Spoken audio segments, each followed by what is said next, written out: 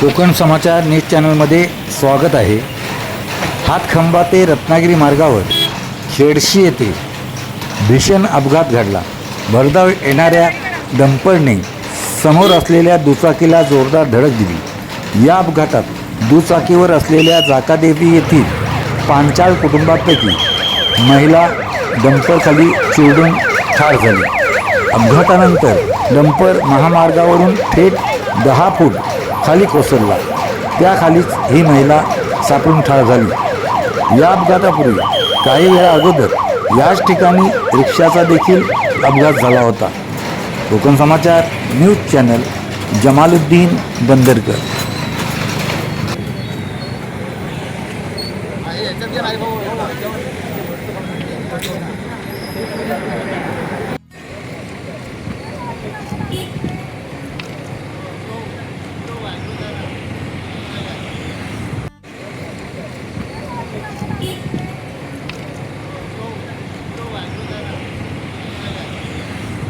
Number गेला का तिथे?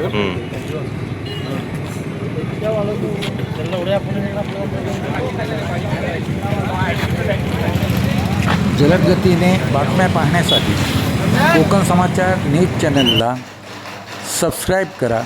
धन्यवाद।